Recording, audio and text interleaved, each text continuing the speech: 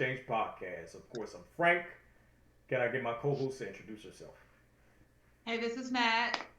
All right. So for this episode, there's this book that I would like for our viewers out there to be able to get. Um, and I'm gonna just kind of put a disclaimer. I read a lot of Baruti books, in reference to things when it comes down to African perspective, of being able to think about something, black perspective, melanated perspective, if that makes sense. And he has one of these books that I read quite a few years ago called Complementarity. Complementarity. Now, when it comes down to this episode, the topic for today is what is complementarity? Okay, what is it?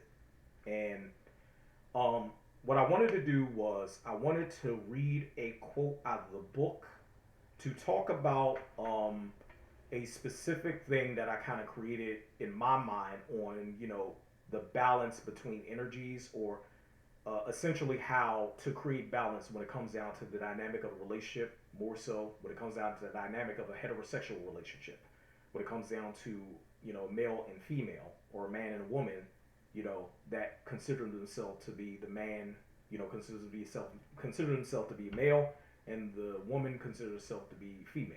Okay, so the quote reads, as Africans, we must be clear about the universe's intent for individuals, complementarity, not unisexuality or androgyny.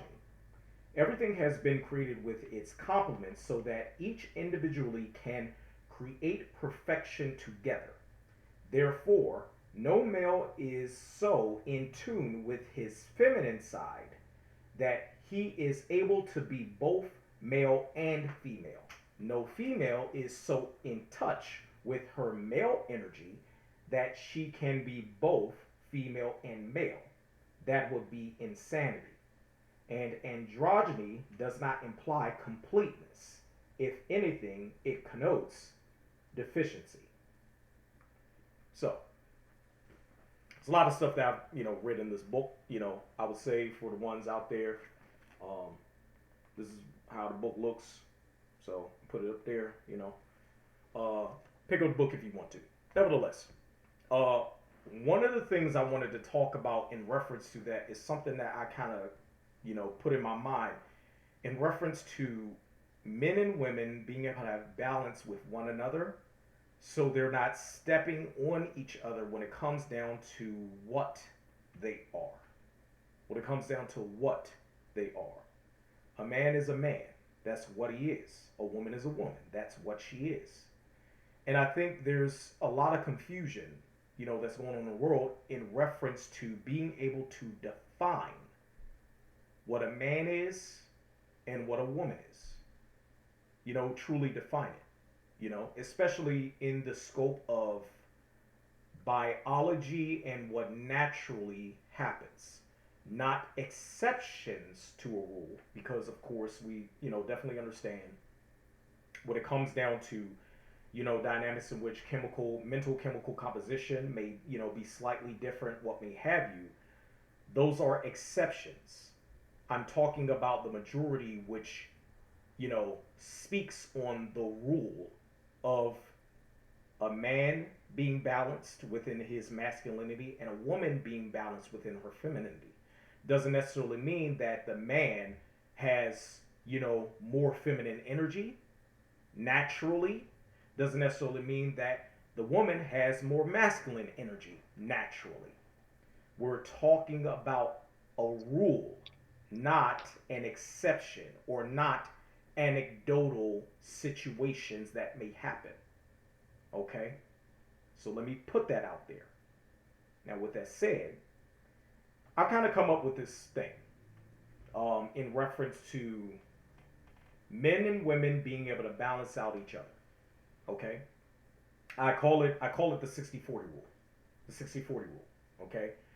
And what the 60-40 rule essentially says is a man needs to understand, his true divine masculinity within the 60%, and being able to apply that in his life the best way he know how, to not destroy himself or destroy others, but also the 40% of him understanding what feminine energy is. He needs to be able to understand baseline level what his woman is when it comes down to her exuding her divine feminine energy.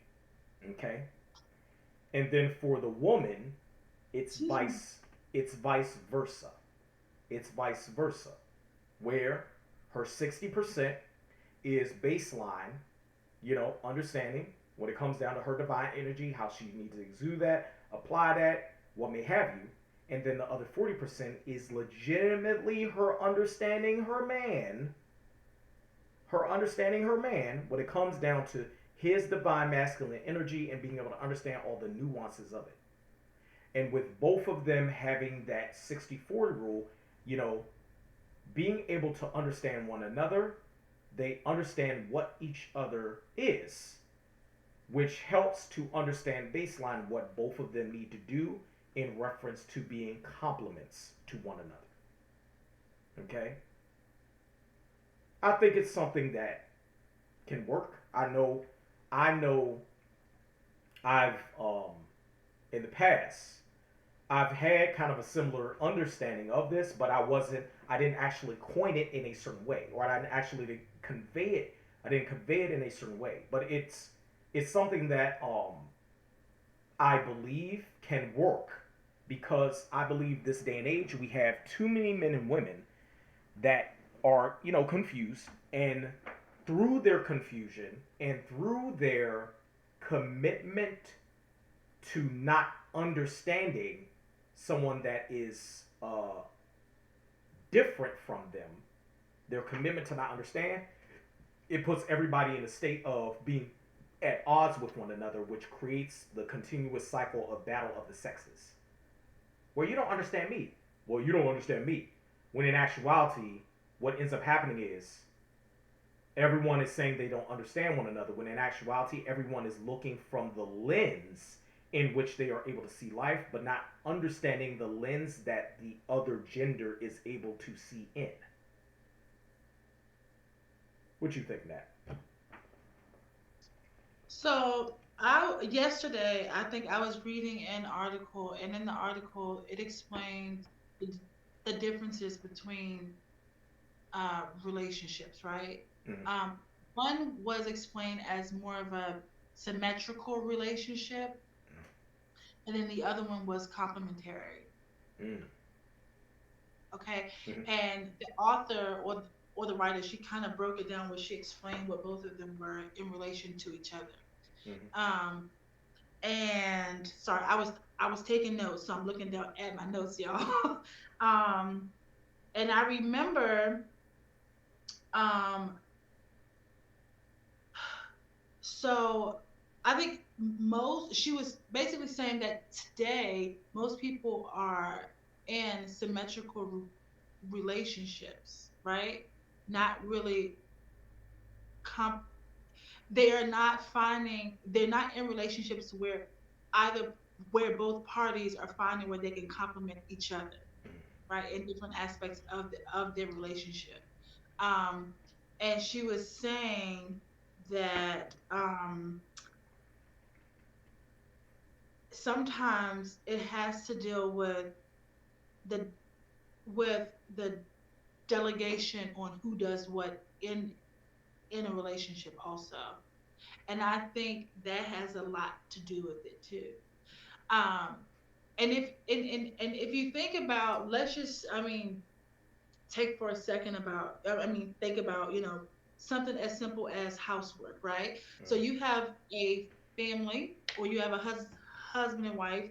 The wife works, the husband works, and then there's still housework to be done. So you have the in a traditional home, you have the woman who is going out working same amount of hours as the father, as the husband, and then she has to come home and do housework. And so in the article, she also talked about the uh, proportionate of of that being done too. And so, and I don't think, while I agree with it, I mean, I think that you both have to figure out how you complement each other. But I think that should be done before the relationship even takes place. I don't think that you should wait until you're already in a situation where you're with this person in a committed relationship. Now you're trying to figure out how this person complements you or how you complement that person. And I just want to say that I think it's different if you're complimenting a person rather complimenting the relationship. I think it's based on what you both bring to complement the relationship, not necessarily as an individual person. Does that make sense? It does. Um, One of the things I wanted to ask is, how can more people understand the severity of understanding the different traits that someone has in reference to being able to more so see what their complements are within a relationship dynamic, when oftentimes in the very beginning, when it comes down to getting to know someone, comes from a place of romance more so. right. I think that you have to be in a position to want to learn, to want to be taught, and to want to teach also. I mean, I think it's a give and take, right? I don't think Yeah. that you should come to the table with, look, this is what I've got, this is what I have to offer, take it or leave it. That's what most Right? people this day and age have, that, take it or They leave it do that. mentality. I Yeah. mean, that's what they do. Yeah. Like, this is me. If you don't like me, then we just not gonna work. I think that's the wrong attitude to have, especially when you're talking about complimenting something, right? It's kind of like an outfit. If you're putting together an outfit and you have, let's just take the most easiest outfit, a pair of blue jeans and a white t-shirt, right? Yes. So you have this outfit, the white t-shirt is gonna match the blue jeans because they complement each other in color, Yeah. right? Probably in style. It works. It fits. They're not the same. They're both not the same color. No. They're not the same style. They are opposite, but they complement each other. And so, and it works. And I think that people think about relationships or who they want to pursue in a relationship that way, and the relationship itself, um, then the outcome would just be different. I mean, I think so. You wouldn't get the same results. Here's Mhm. here's another thing. Like, you got a lot of people that just don't take. I believe people don't take people seriously because people find people more so disposable, and that level of disposability in how other people see other people, or how people see people, only shows that there are really no main consequences in seeing other human beings as disposable. There are more so benefits to seeing other human beings as disposable in various ways, depending on what privilege you have within the particular gender you have. Okay? I agree with that. Yeah. And you have too much of, I only want this one particular thing from this person. That to me is fucking lazy. It's lazy thinking. Well, that's also selfish. Selfish, absolutely, but Yeah. still, at the end of the day, it's lazy because you only see that one thing as a valuable thing you want to gain from another human being. That's it. Right. You ain't thought about nothing else. Or you're within a mindset of just only seeing romance and only seeing that person for the thing you just want to gain from them quickly, without having to get it through commitment. You can actually say that about people who live together and who are not married. I mean, and I would say that. I mean, I'm saying that because that's one of the, you know, well, it used to be. So let's just back it up. It used to be something that, if you're going in order of, what you're supposed to, kind of do, is you're supposed to find who you want to be with that person, well, date the person. get married, then live together, then have your family, or whatever you want to do. A lot of those steps now are not being taken. You have people who are dating, skipping the courtship part, right? That's courting's not happening. They're dating, getting into these relationships, probably more than one relationship, and then they're living with each other. So you don't know who you're living with. You don't know if what you're having is um, symmetrical, where both of you are equally making an effort in the relationship, as opposed to having something complementary where you are both, finding, where you both have areas where you complement each other. Those are two different things. I think, and talking about the concept of courtship, the actual was part of the definition of courtship is when it came down to a man courting a woman, right? Families were involved. You Oh have yeah, no you have no dynamics now in which you have people out there like nobody don't need to be in my business when it comes out of my relationship. That's what's yeah. happening now. Where it's all free for all. Everybody in it for themselves on what they can try to gain when it comes down to a life partner if they even want that. But it's like, let me just go ahead and use the dynamic in which being in some type of connection with someone, I could just get the things that I want. And those things are primarily seen as checking the boxes on a laundry list of standards. And I don't think that when they are doing that, that in my mind, it's also a sense of control. You want to be able to control what you allow in your life and what you don't. And you want to be able to control it while it's there also. You can't, that is not control, and compliment doesn't really work. Are the It's things like they don't work hand in hand. are the things in which you're trying to control when it comes down to what you decide you believe you deserve from another human being, are those things actually healthy for you to have in your life? And are any of those things on the list things that you can say honestly you are deserving of because you can give something that more so complements an equal playing? You see what I'm saying? Yeah. Or equal, and something that is an equivalent, you know, where you could say I provide this, they provide that. Okay, we can balance each other when it comes down to these two things coming together as far as they actually come together. You Right. know, like the whole aspect of how people say, well, what do you bring to the table? You know, what do you bring to the table? You have men who are asked that question. Men understand what that question means. True men understand how to answer that question and be about applying the answer to that question. A lot Yeah. of women don't, because often it's, well, I am the table. Okay, so what you're saying is ain't nothing on the table, because if you're the table, there's nothing on it. So that's what you're telling me. Is that what you're telling me?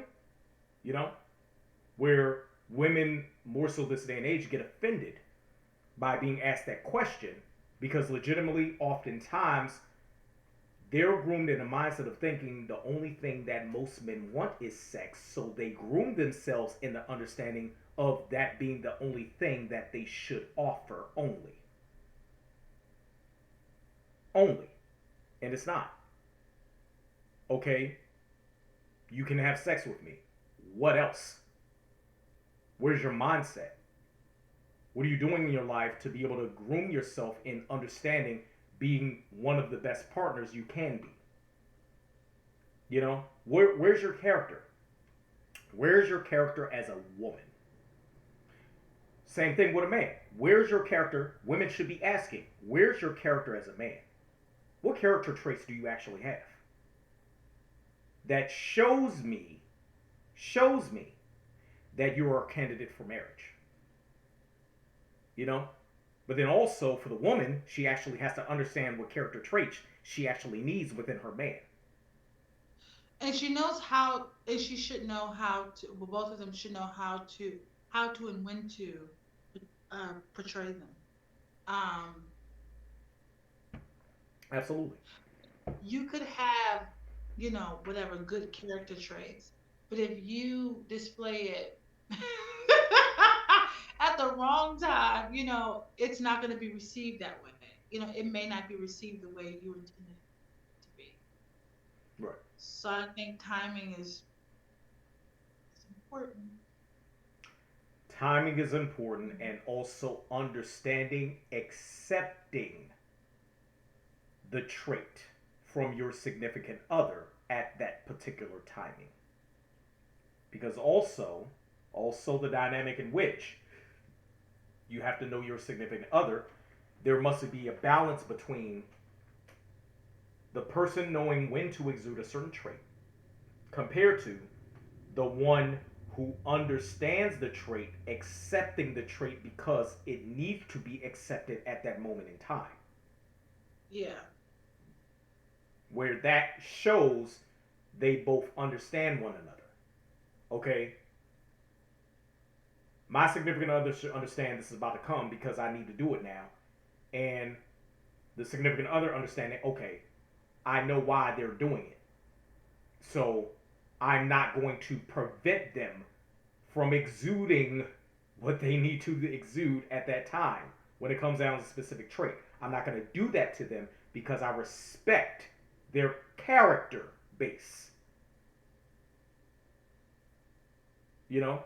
And that comes with knowing what each other is, what you Yeah. are. You know? If you don't know what you are, I think there's more confusion in that, now this day and age where a lot of people don't know. A lot of people are afraid to define what they are. They have fear in defining it. You have people who are also afraid to live what they are, right? Like, or who are afraid to live in their true, authentic self. And I'm not, for all y'all who in the comment section, I'm not talking about the LGBTQIA community. I'm talking about everybody. Um, Yeah.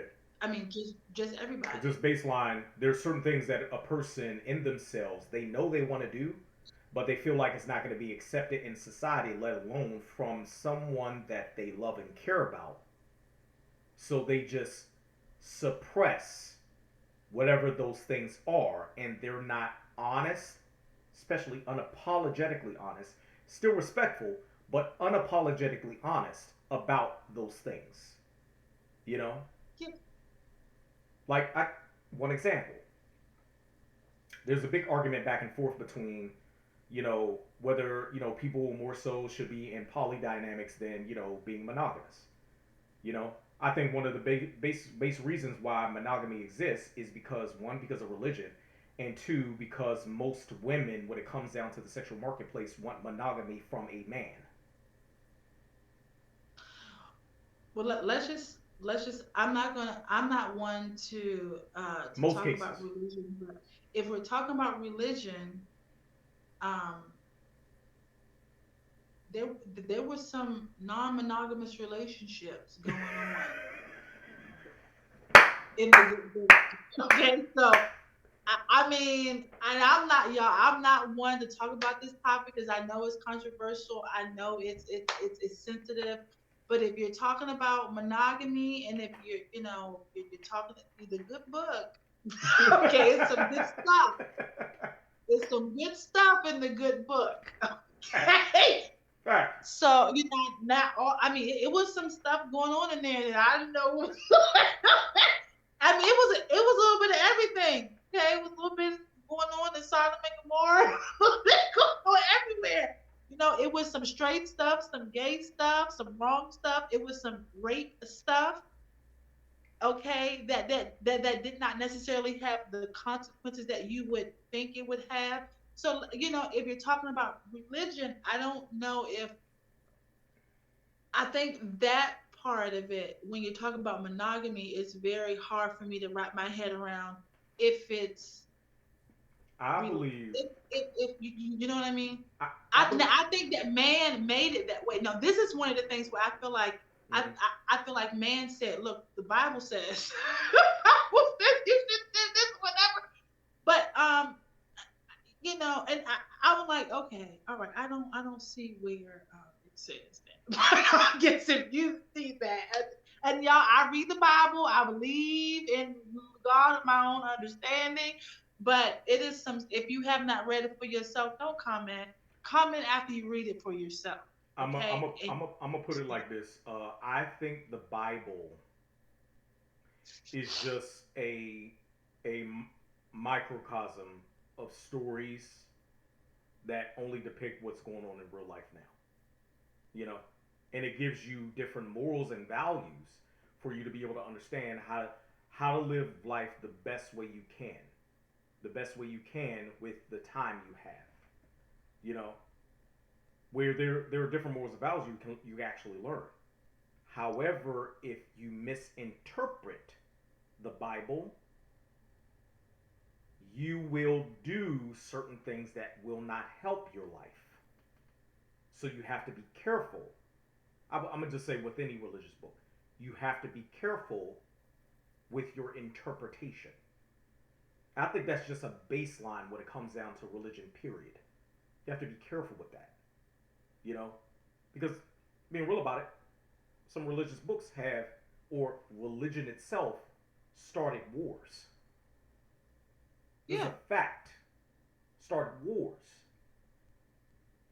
You know, especially during the times where everybody was trying to find out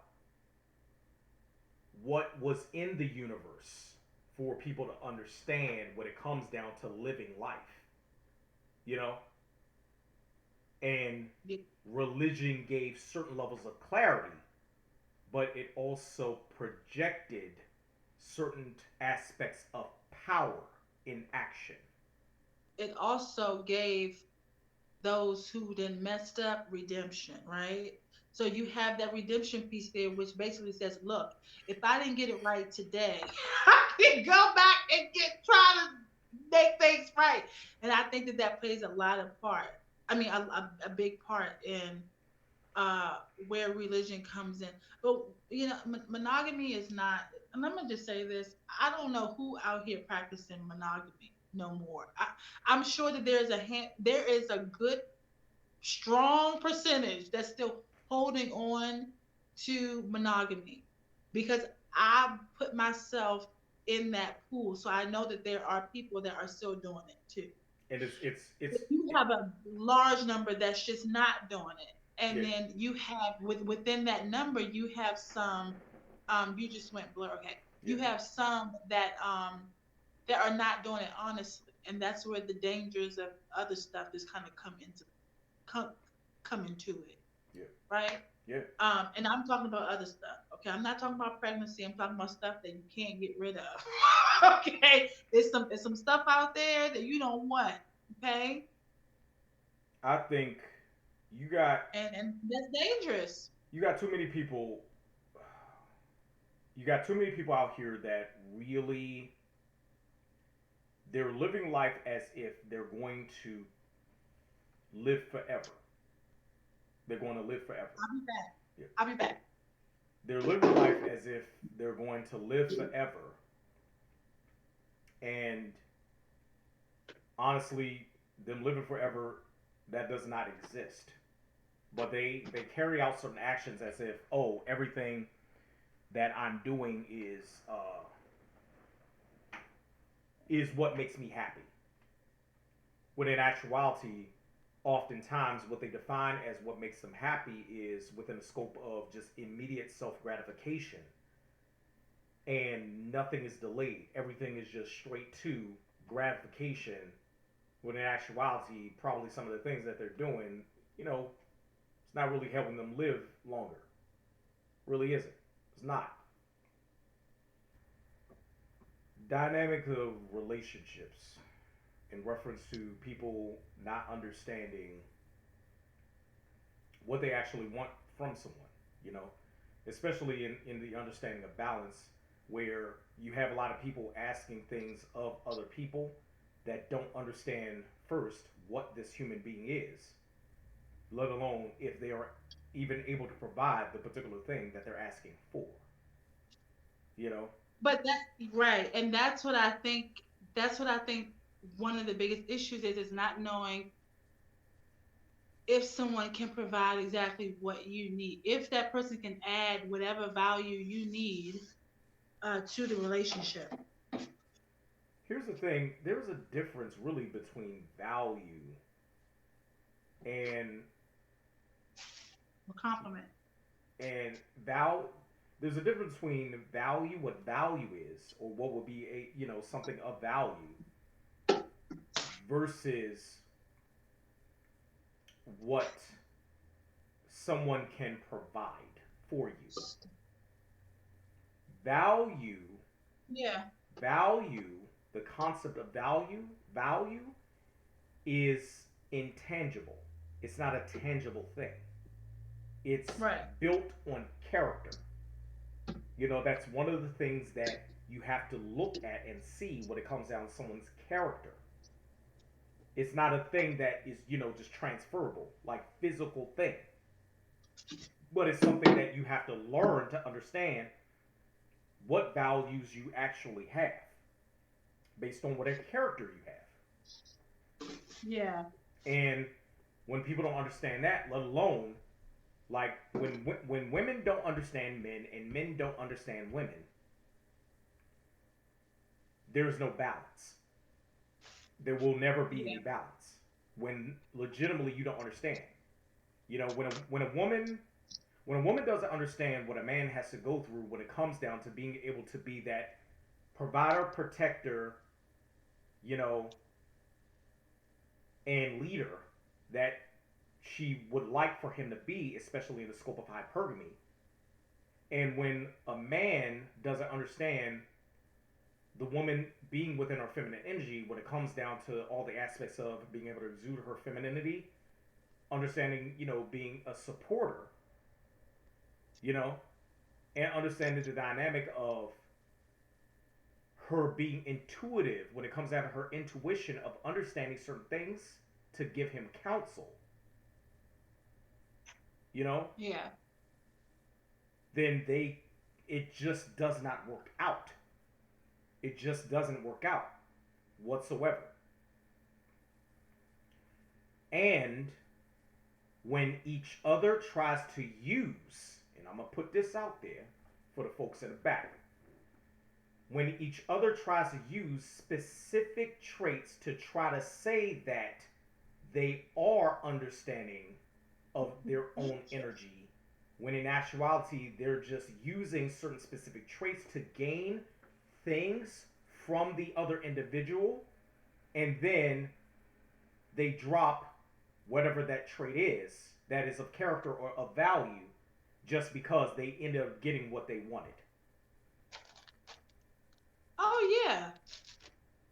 You know, like you got a woman who will, I'll put it like this: conditional femininity. I can only be feminine if you're making this amount, you're making that amount. You know, I can only, you're only able to get the cookie if you make it 100,000, 120,000 a year, up and up. And I never. That's something I just never understood, and I really never understood that. Because to me, I feel like you're selling yourself. I kind of felt like that. Like, are you putting yourself on the market? Prostit, You know, another form of prostitution, can we say? yeah. Like, I mean, that's what I think. Because at that point, you're not judging them off of character. You're judging them off of money and power and their financial position, and you know, there is no character involved in that. You are not interested in how this person can complement you, how you guys can build a relationship together and complement each other. You're not interested in that. You don't even know So anything about it because probably your character is flawed yourself. You know, like yeah, you have men, the only utility that they see from a woman is, what, the tilapia. You know what I'm saying? Then you have some women yeah, out there, the only thing that they see from a man when it comes down to utility is that kielbasa.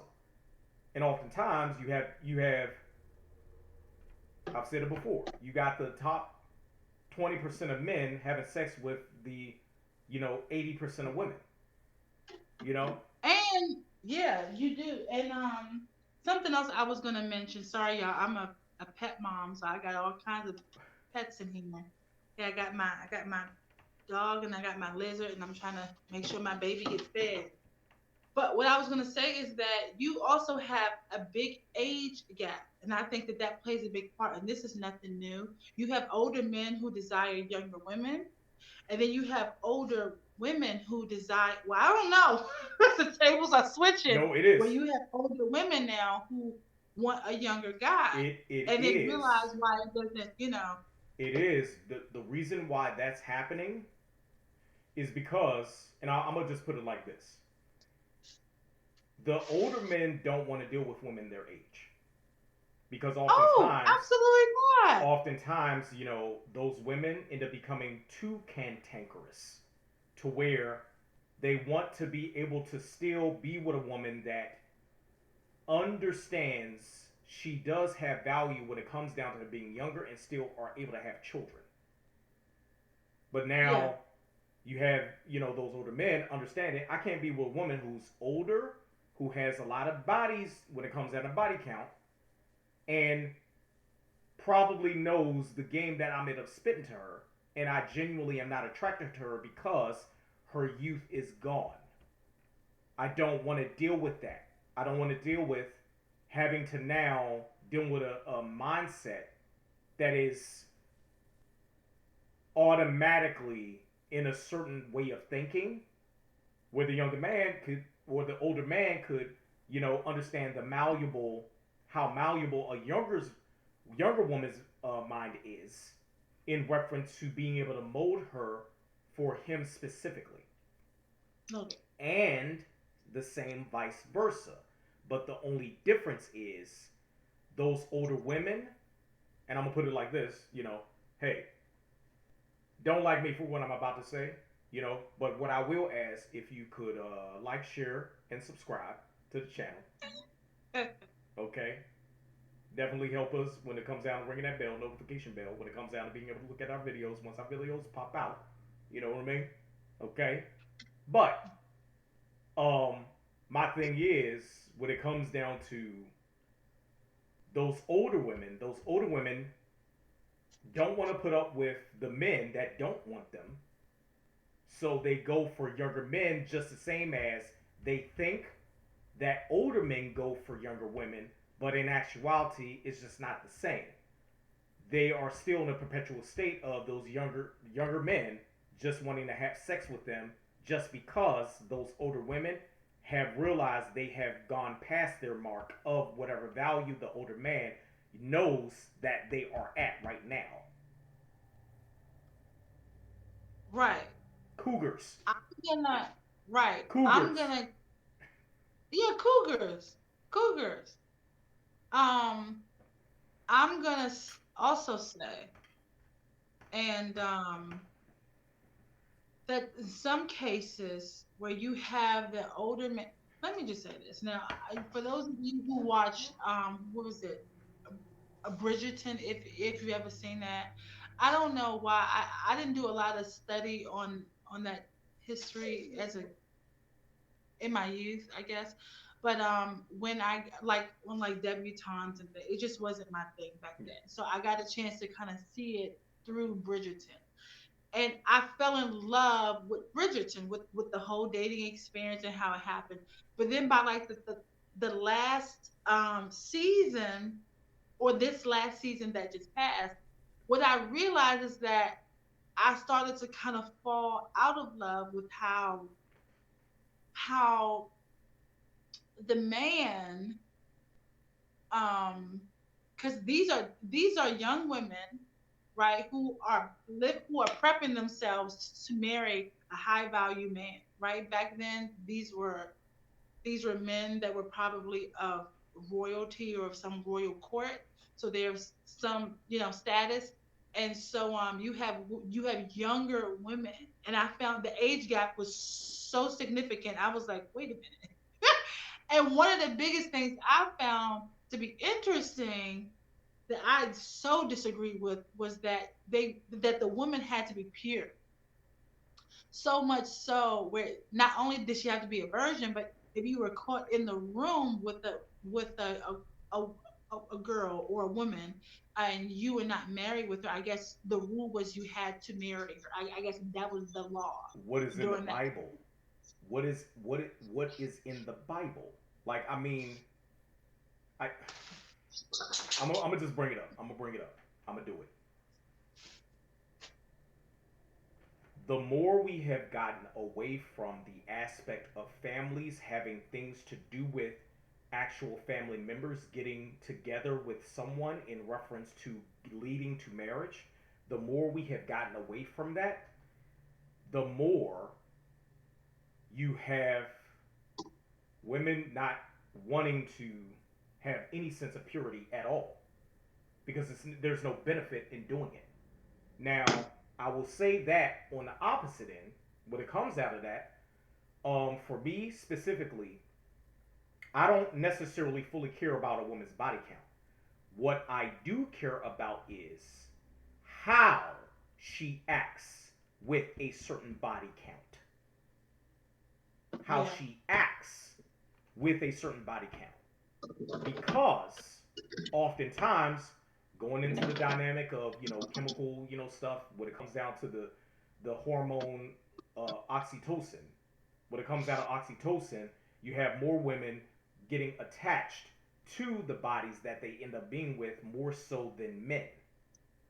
But we still do it, but we do it differently, you know, where there's more of an emotional base when women have more of a body count and they're all over the place in reference to their body count.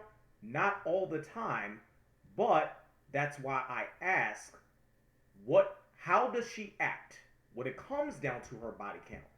Because there's a difference between a woman who has a body count, certain amount of bodies, and you wouldn't know it unless you asked her or you had sex with her.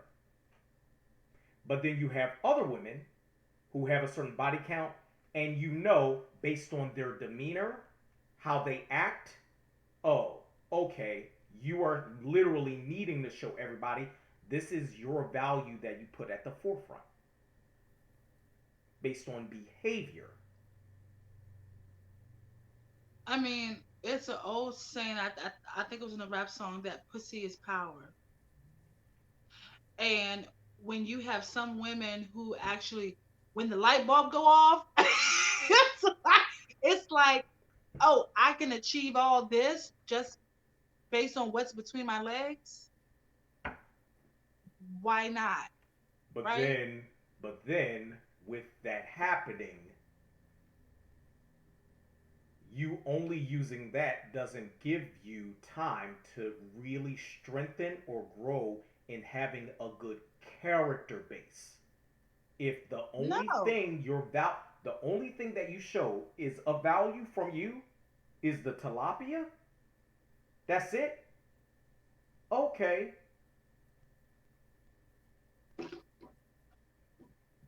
how can you understand being able to compliment someone when the only thing that you think about that you are a value of is Because they is probably feel as though, that is their compliment. Their compliment is the coochie. Coochie is the which compliment. goes back You to know? which goes back to those men who only want sex and those women who only have to offer sex in reference to being, you know, compensated monetarily in various ways. Yeah. And there's a continuation of not both understanding, balancing out, and growing upon their character because only one is thinking about sex and the other one is thinking about money and provision. Goes right back to that. Meanwhile, there is nothing substantial going on. There's no substance going on. I mean, there is no long term planning going on.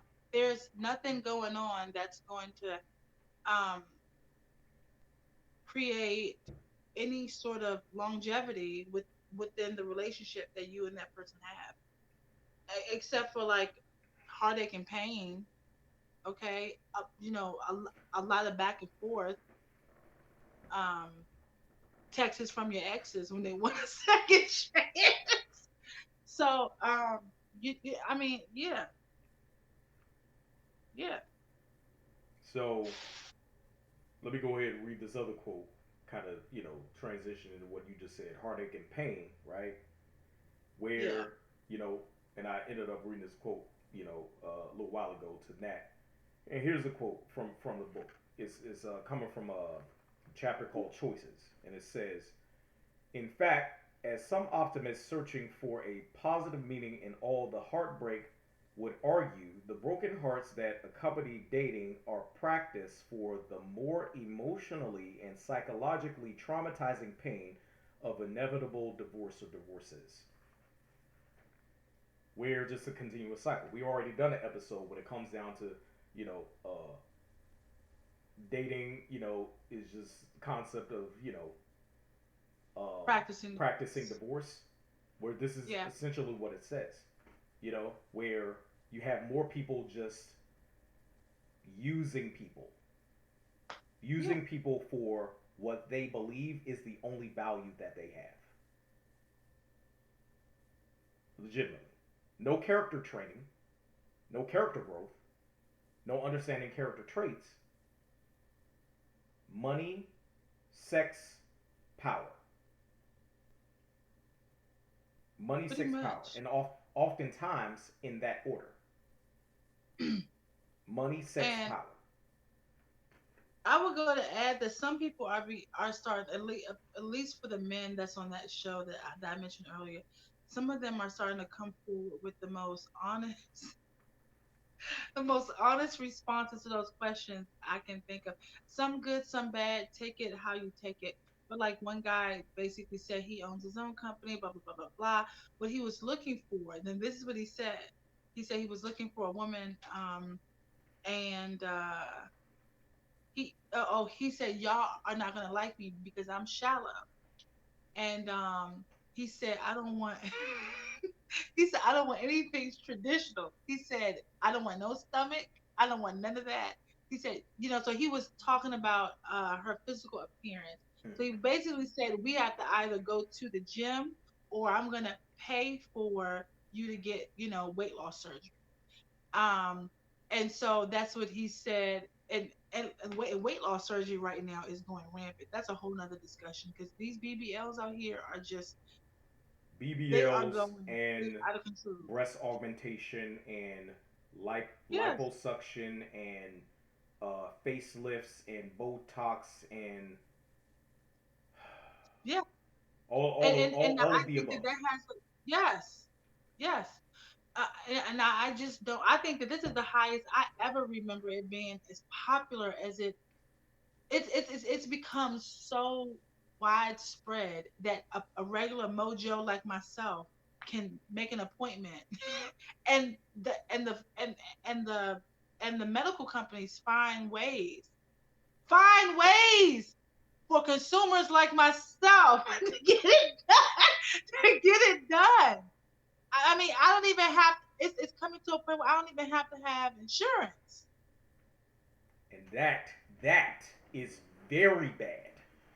When Yeah. you don't even have to have insurance. Like, you go into whatever location, whatever clinic, to get something done that could you could die from, Oh and yeah. you're told that you don't need insurance. The fuck out of here.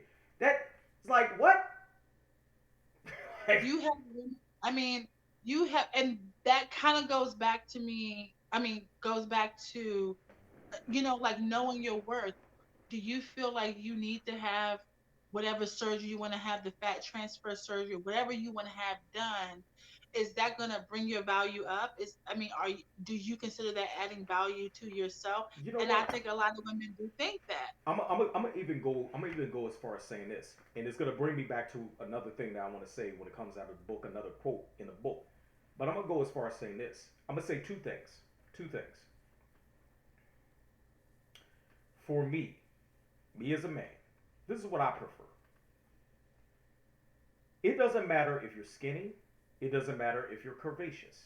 Okay, I do have because when it comes down to me specifically, when I say curvaceous, I'm not talking about you being overweight or obese. Okay, I need to say that because there's a difference between being overweight and obese. All right. However, I'm willing to put up with certain levels of being overweight, you know, based on how you present yourself. However, I am not one of the ones that go for all of the plastic surgery type shit. Because my thing is, if you're willing to put yourself in that much danger, what does that say about your character? What does it say about how many insecurities you have? Because here's my thing. Someone can be sexy, still be skinny. Someone can be sexy, still medium weight. Someone can be sexy when it comes down to being curvaceous. It's what you do with your body parts based on your weight. What you do with them. What you do with them. My thing is, there are certain things that a curvaceous woman can't that cannot do that a skinny woman can do. Okay? Curvaceous woman can't do certain things that a skinny woman can do. Certain things that a skinny one cannot do that a curvaceous woman can do. My thing is, how are you using your body? How are you using it? That's my thing. Doesn't matter. Doesn't matter. Obviously, it matters to a certain extent when it comes down to health. I am, someone about health. I understand health is important. That's one of the factors, one of the values I have in my life when it comes down to understanding health, right? Mm-hmm. However, what are you doing with your body that shows you are being innovative with what you have? Innovative with what you have. And a lot of people will say, well, there's only certain things that a skinny woman could do. Yeah, there are certain things, but there are other things that I'm pretty sure you haven't thought about. Innovation. Innovation. There's certain things that a medium-sized woman hasn't thought about that she could fucking do if she understood being able to open herself up to new experiences where she can do those things when in actuality doing those things, especially if she has a mindset of building character, is an addition to increasing her value, not a baseline of her value, but an Right. addition to her increasing her value to her man. Because now she's willing to open up in certain ways. Because Yeah. oftentimes, let's be real about this, the woman is not going to the man that's a virgin to want to have sex. You have the man that ends up being more experienced when it comes down to sex going to the woman who's a virgin. And if we're being real about it, even if you were a woman who got that one unicorn man that's a virgin, you don't really want him. You It want someone who is experienced. So that's a whole nother that's thing. a It's just whole a whole nother. that's my thing. It's like this is going back to the reality of 80% of the women having sex with 20% of the men, and then they cry about, oh, not holding themselves accountable for who they're with, but they decided because of their understanding of hypergamy, wanting to get the best option, they weren't looking at all the traits in which they needed a better option. They were just looking at one particular thing. Either he had a lot of money, or fuck it, he had a good kielbasa. But doesn't necessarily mean a man who has a good kielbasa knows how to properly understand finances. Doesn't necessarily mean a man who is, in the top 10% when it comes out of making that bread, that he is rocking a throbby one, if you understand what the fuck I mean. I was watching a comedy special. Snoop had a comedy special, fucking around, and a Mm-hmm. comedian on the show was Melanie Camacho. I thought she was one of the Oh best yeah, ones she's on the funny. show. I know who you're talking about. I know who you're I talking love about. her. I Yeah, had never heard of her she's until been the around show. for years. I was like, oh my She's been God. around for When I tell years. you she I had me remember rolled to the floor, I was I remember her dying. I from said, oh Comic my View. God. You remember Comic View? I remember Comic View. Was she on there? Yes. She's I been love her. around She for was so good. years. She was so good.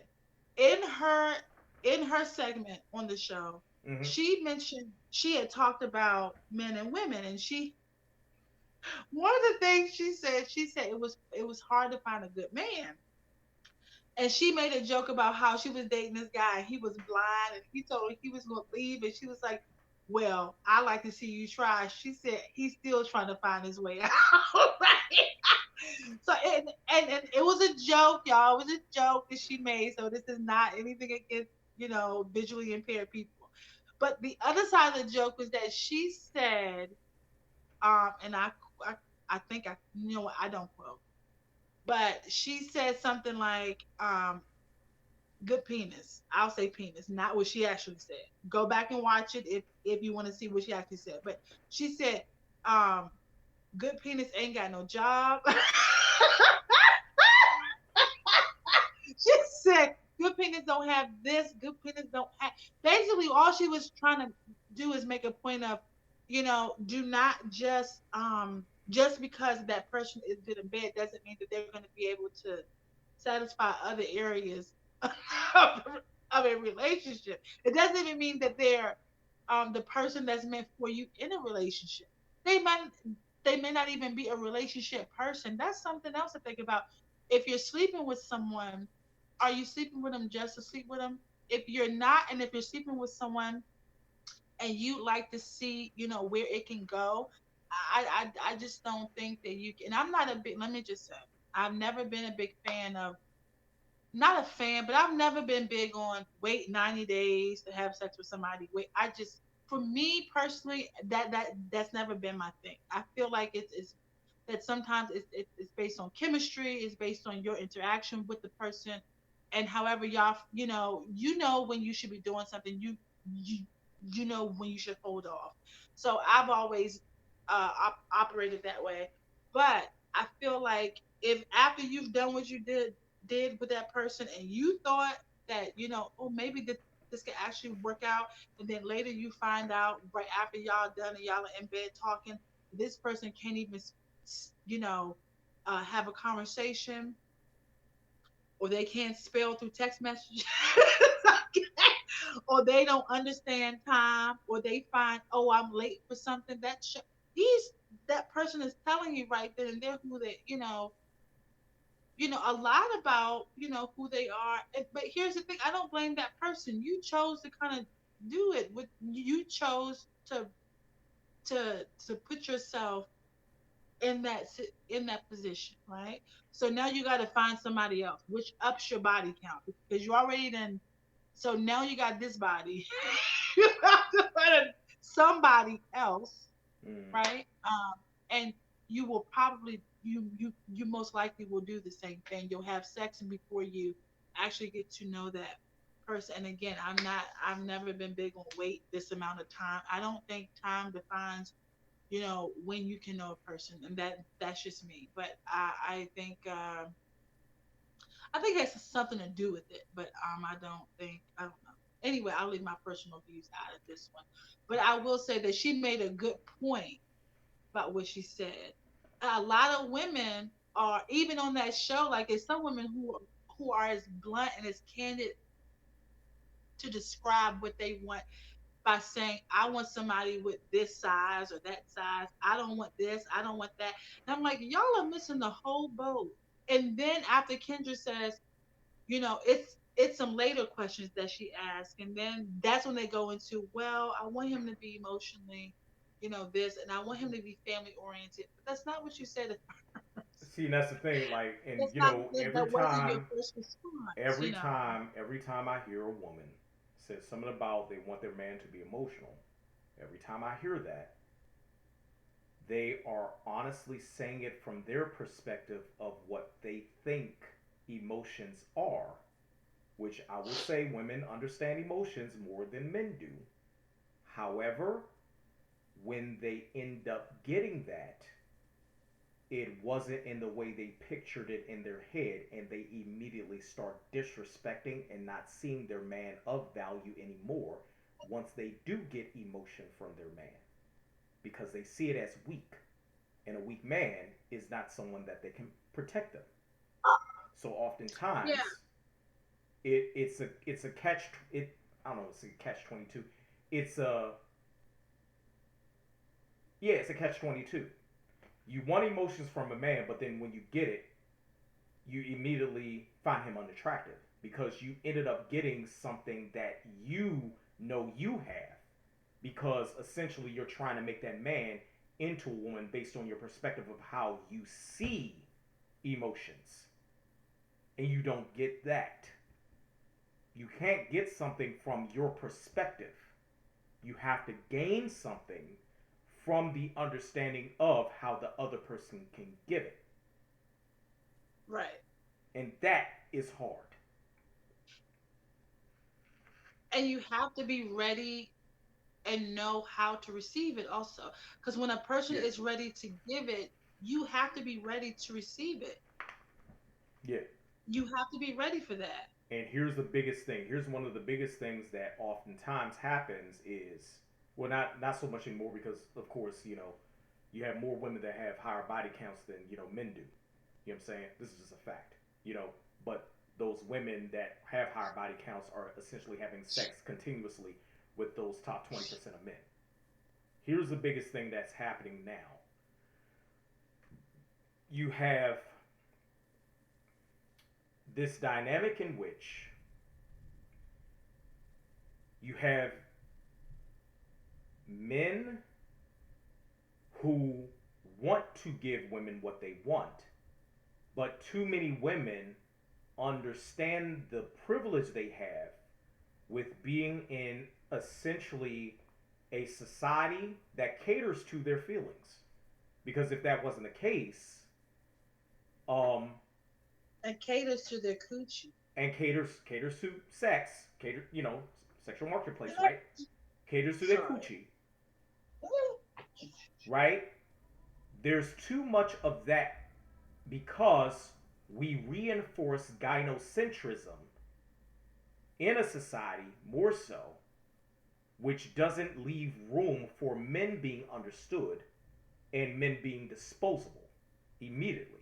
Even though women outnumber men, yeah, women outnumber men 7-1. It's not that Right. many men in the world. And then you have the dynamics in which monogamy is reinforced, which essentially says every one man has to go to every one woman. What about the other six? Okay, then you have two women that probably is LGBT.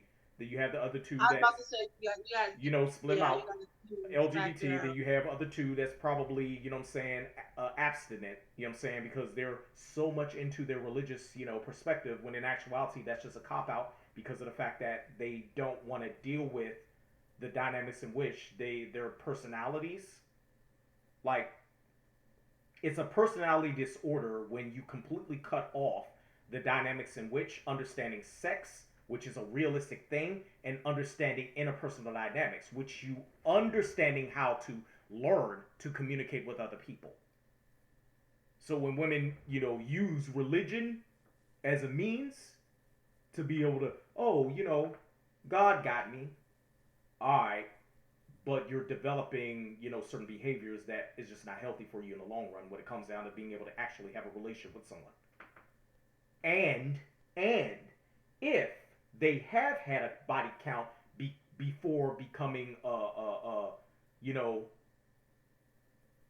born again, that term born again, my thing is, who's to say that now you being born again, you still are of a certain value? They're trying to do a value reset. That's what I call it. A value reset by using religion as an scapegoat,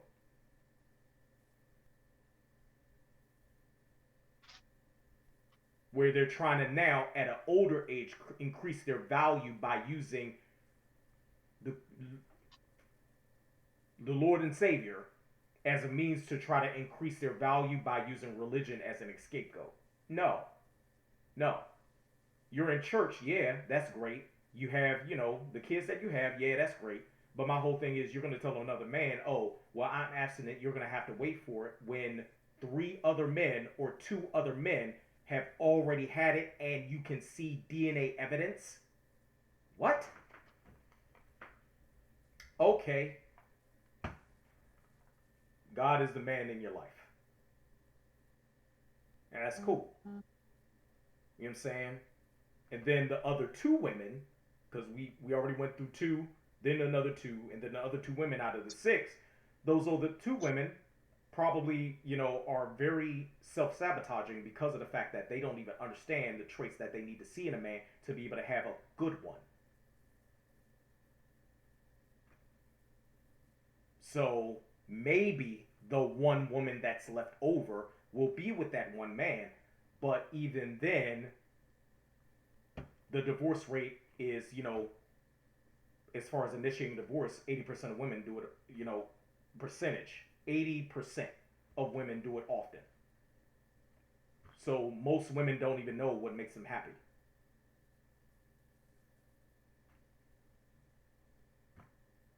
They just don't know. But then men are to blame more often than not. But then you have men who blame women for certain behaviors too, where it's just like, okay, we can go back and forth and do the blame game, but we also have to analyze what is actually going on that continues to make us separate from one another. But let me read this quote here. When it comes down to love, yay, love, yay. I I was gonna say one thing though. Okay. Uh, about the abstinence piece. I practice celibacy um during certain times in my life, and I do it for my own personal reasons. But I will say that if you are a woman and you are, you know, practicing abstinence, I don't think that you should be entertaining men at all, especially if it's for religious reasons. Whatever your reason is, I don't think that you should, because I don't think it's fair for a man to have to wait for you. Now, if you happen to find someone and he's okay with it, then that's different. But I just think that if you're truly doing it for, because when I do it, right, I do it for myself. I don't, and I don't date while I'm doing it because I don't. It's just not fair to him. I'm not gonna have a man around knowing that I don't want to engage in sexual activity. And a lot of people have celibacy confused. Okay, celibacy is not just not having sex. If you're thinking about it from a religious aspect, okay, at least from the Catholic standpoint, I can't speak from the other religions, but you're not supposed to do a whole lot of stuff, okay? You're not supposed to get undressed in front of someone else. You're not supposed to have these, wild thoughts, okay? You're not supposed to look at pornography. You're not even supposed to please yourself if you're truly doing it for religious reasons, for whatever religion you practice. Celibacy, there's a So, big difference between celibacy and abstinence. yeah, yeah, yeah. And It's a diff. a lot of people don't understand the differences. And also there's a difference between celibacy, abstinence, and what is called seed retention. Because you have a lot of men that practice seed retention. You know what I'm saying? Where technically for men it's actually healthier to practice seed retention than abstinence and celibacy for men specifically. Women can more so practice abstinence and celibacy, absolutely. But for men, Yeah. if you want still your kielbasa and berries, you know what I'm saying, to still function in a certain way once you get to being with that woman that is more than willing to be with you in the capacity that y'all can be with each other together, then seed retention is better for you because it continues to help your kielbasa to work when you need it to work versus being backed up based on abstinence and celibacy, and it may not work in the way you would like for it to work. So I'm gonna just put that out there because you got men out there that think, oh well, I could just completely turn off my biology. Okay, let's see. Well, I don't know about that.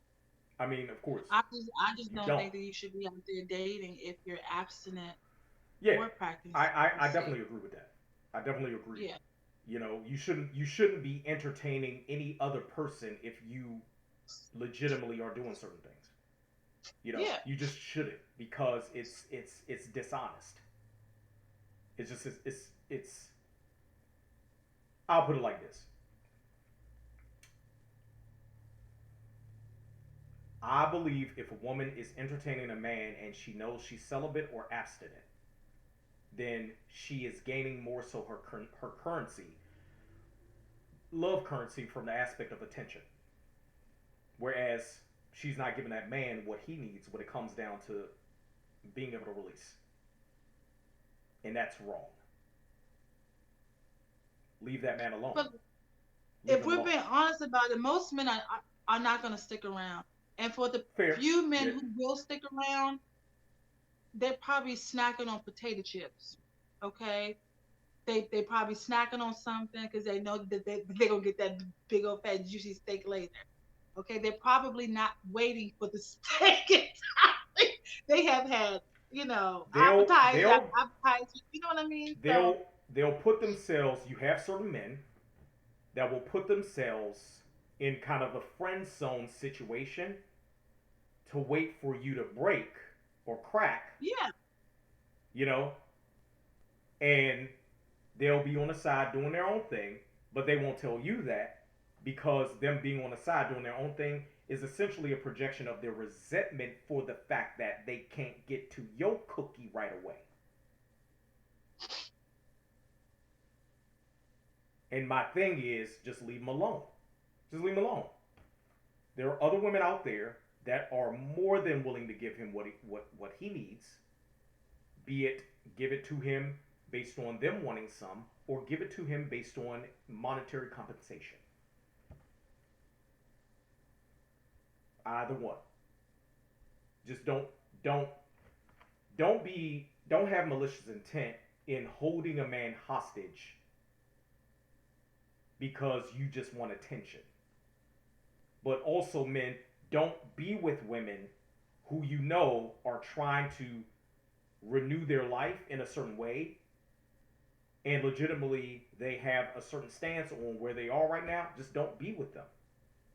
Don't be with them because neither one of y'all should be gaining anything from each one of y'all.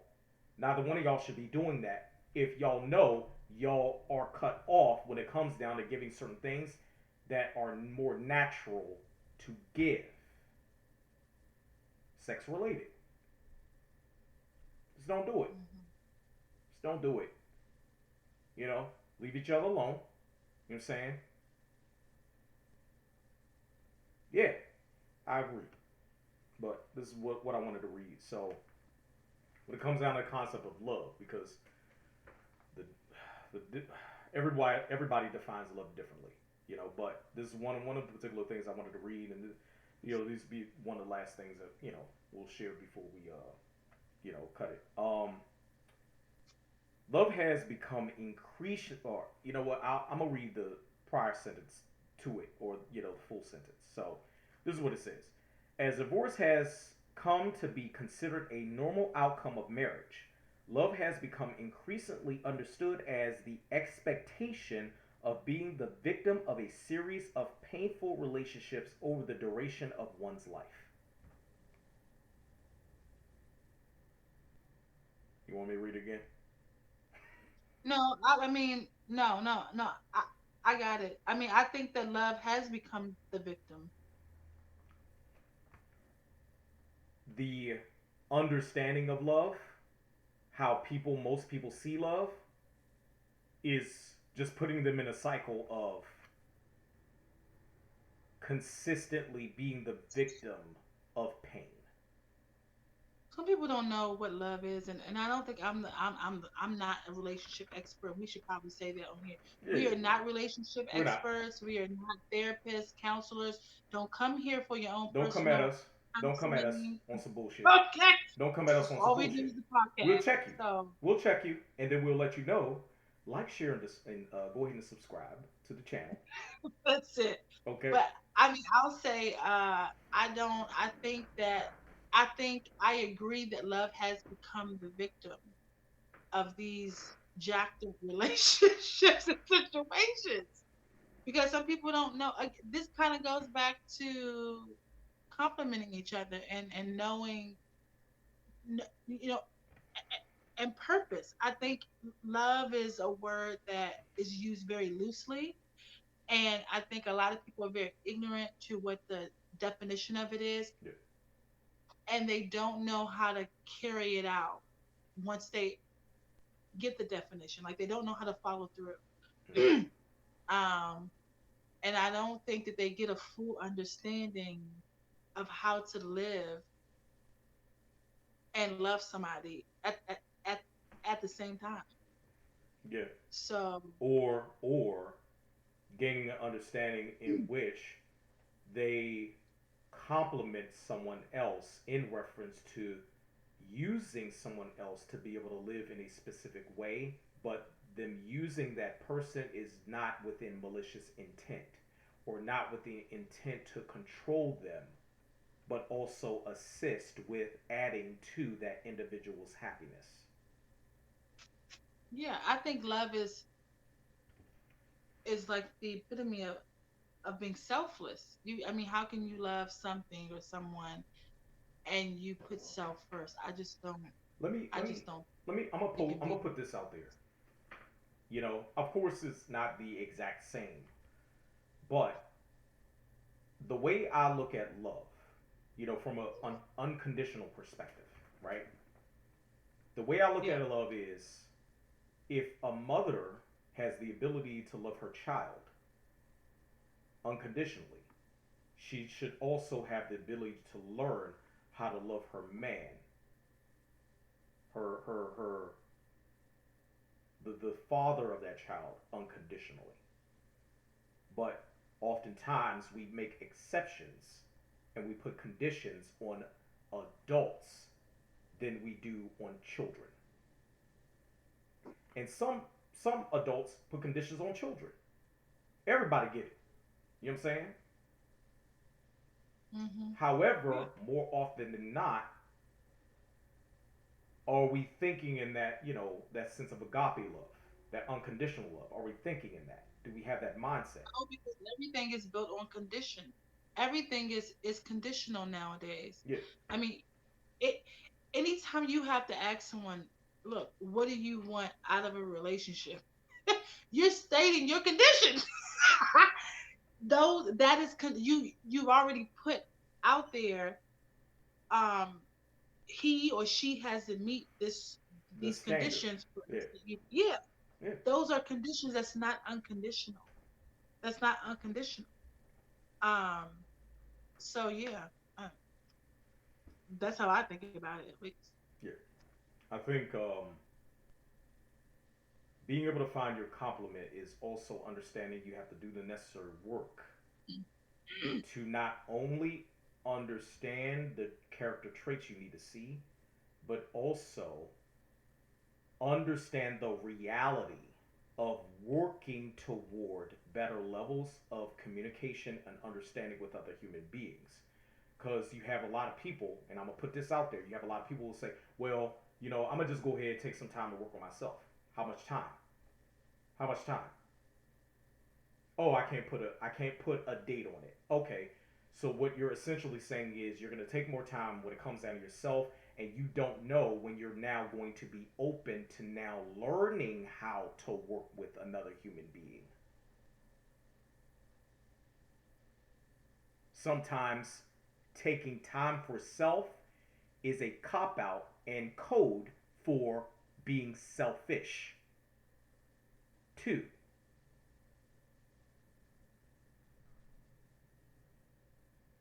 Yeah, I put that out there.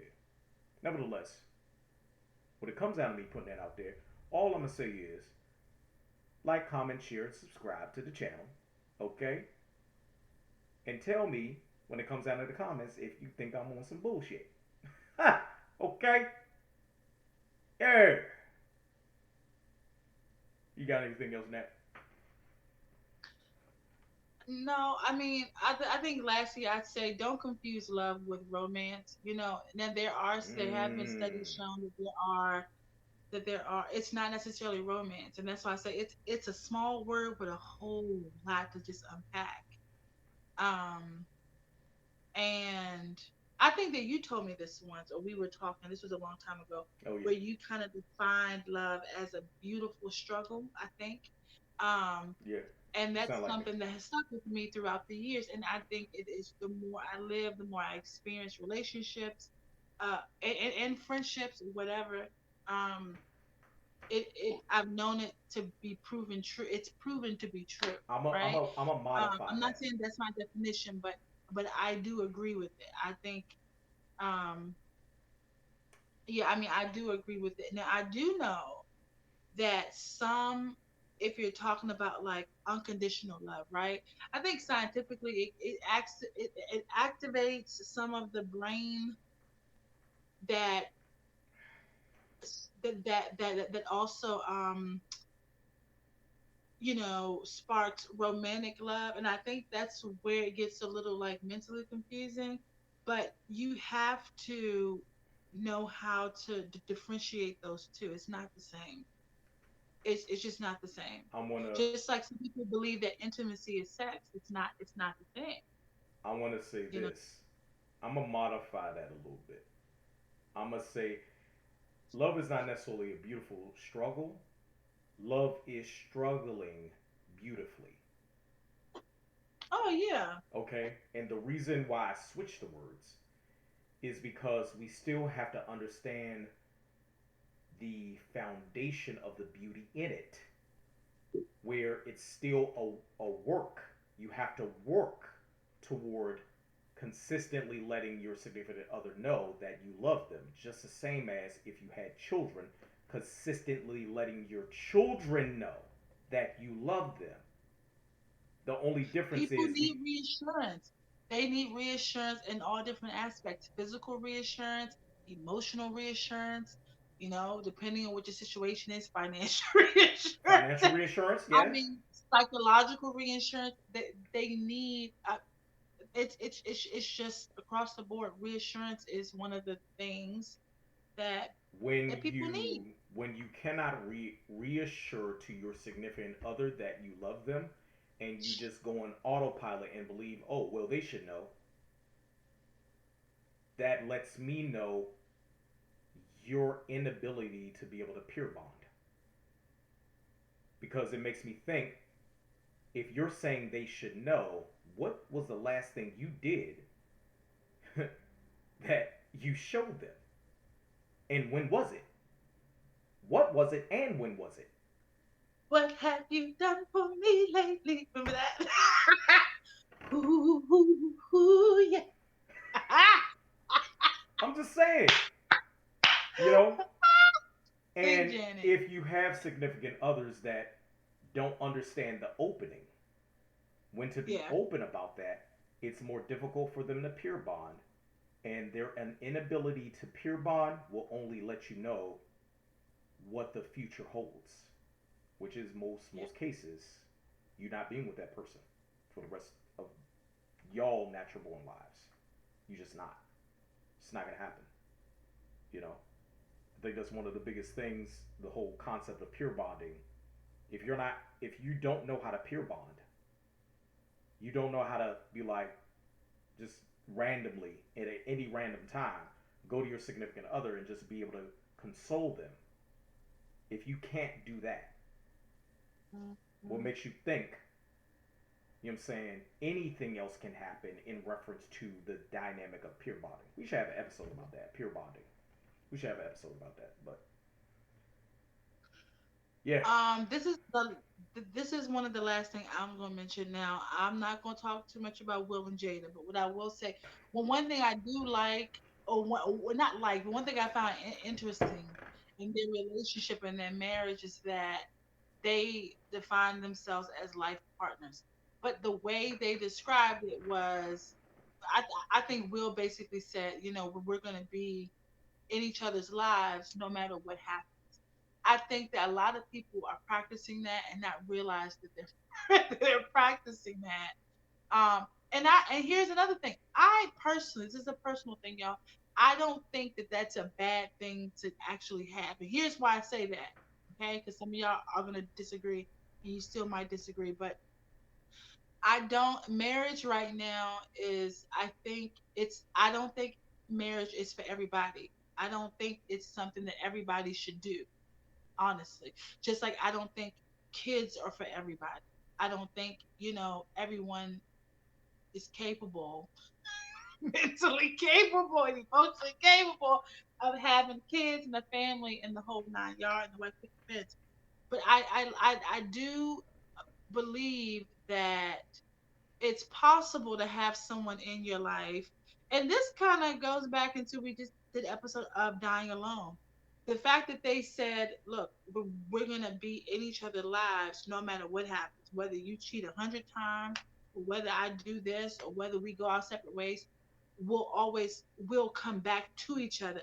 For some reason, I like that aspect. I'm not saying I'm in that type of situation. I'm definitely not. But what I'm saying is that I don't think it is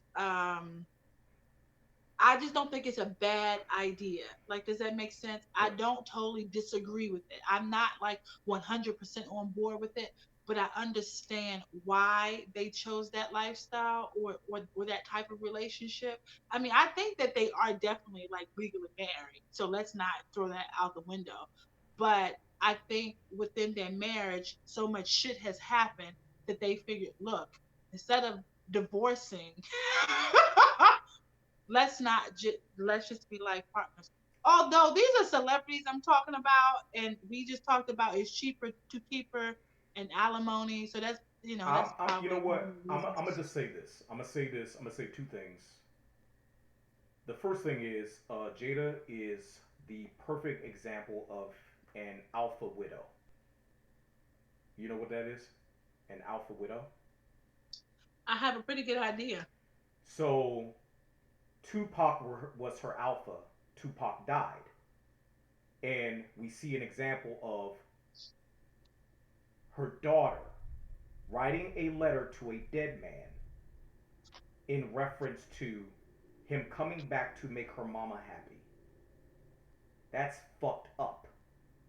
That's Oh, fucked on a lot of on a different levels. lot of I levels. actually thought it was a. I thought it was something that was a lie at first, because stuff is just put out there. When you look at the letter and you look at in in the way in which it was written, Written. I was like, whoa, whoa, wait a minute. Like, what's going on? That's Are you having conversations with your daughter about? you're Because having Willow wasn't around. conversations with Willow your wasn't even daughter thought of when Tupac was alive. So about this is things Tupac. that you share. Yeah. And, and second thing I'm gonna say is Come on, boo. it's very difficult. I know. It's very difficult for Come me on. to now see any good from the template of the marriage of the saints.